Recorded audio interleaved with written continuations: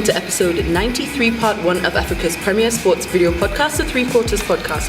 As usual, remember to jump onto the hashtag Road to Japan to support the Kenya Simbas as they are still looking to qualify for the Rugby World Cup in 2019 in Japan. I'm Jemima Duffield. And I'm Ngaro Kamuya. So 15's rugby is back, or rather, yes, finally here. Finally, yeah. So we start off, the 15th season with the Impala Floodlit tournament. So 2018 Impala Floodlit tournament, and it started with a bang, in my opinion. Feature game was Impala versus Kenya Harlequins. Yeah. Derby will always be a derby. Yes. And I mean, that game even started with punches. But yeah, so Impala won that game 2015. Yes. First of all, were those the results you expected? Before we even get into the rest of, It's not the result I expected, but it's not shocking. Let me put it that way. It's not what I expected, but again, what ended up being the result is not really shocking. It's not. If I wasn't at the game and somebody told me Impala won 2015, I would not have been shocked. Yeah. I think it being a derby, and Impala and Quins over the years have been pretty evenly matched.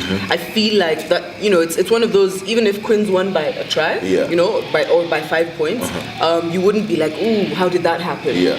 But I feel like they were pretty evenly matched, even on the day when they played, whether it was their backs or the forwards. And at some point I was like, how is this game going to go? It's very hard to predict.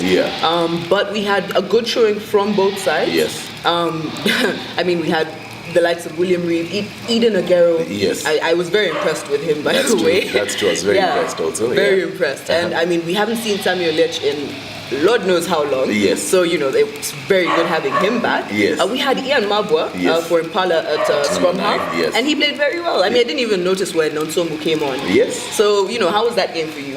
Queens were quick off the block and registering a try, I think, in the first 5 minutes. And when I was sat with some Queens guys. Of course. I said, look, I don't want to be too quick on this one because that's the same thing that happened last year when Queens played Homeboys. They were quick off the blocks and they let the game slide towards the end.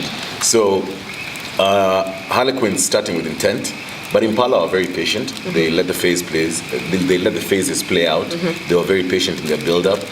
Even where Queens dominated them, like for example in the scrum down. In the important scrums, they did dominate. They were very good on the line out. And Samuel Lech at number 10, I think, was the difference on the day because he got them moving forward. And Queens on paper were the better team, if you ask me.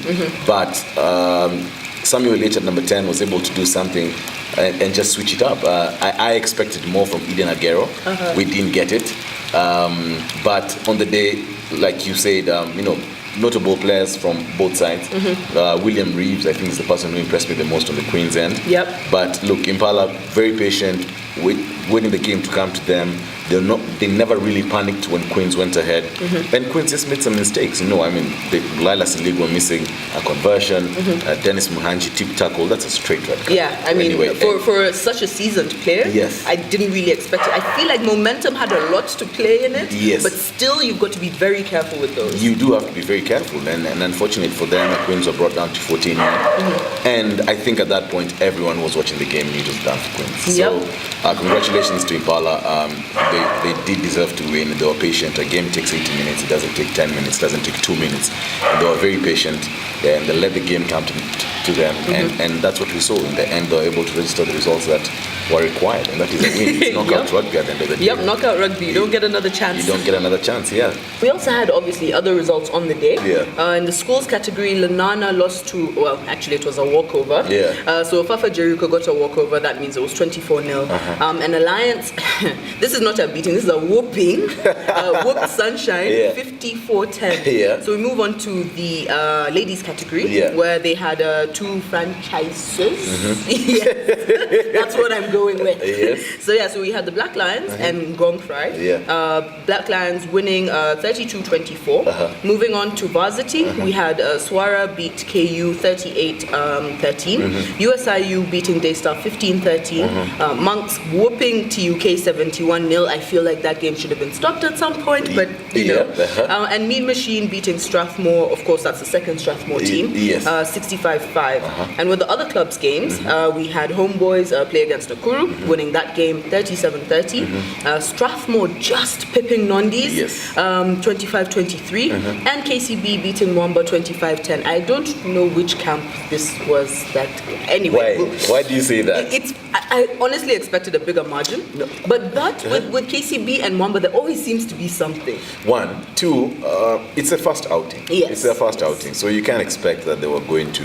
I did expect it to be a whitewash versus Mwamba, but I did expect KCB to win. So also, there's also the fact that a couple of the stalwarts, KCB stalwarts weren't available. So again, like you say, it wasn't a shocker. It's not a shocker for me. Yeah. No, it's not the score per se that I was looking at. It's at some point, it looked like Mwamba were doing really well, and this game was going to be tough all the way to the end. But they just soaked him 2 quick tries towards the end, and things changed. Well, so next week in the semi-finals, what we're going to have in the schools is Alliance versus Mangu and Ofafa versus Muhuri Mushiri. With the ladies, it'll be the same game, and if the Black Lions win again, then obviously they win, because I'm guessing it's a best of 3.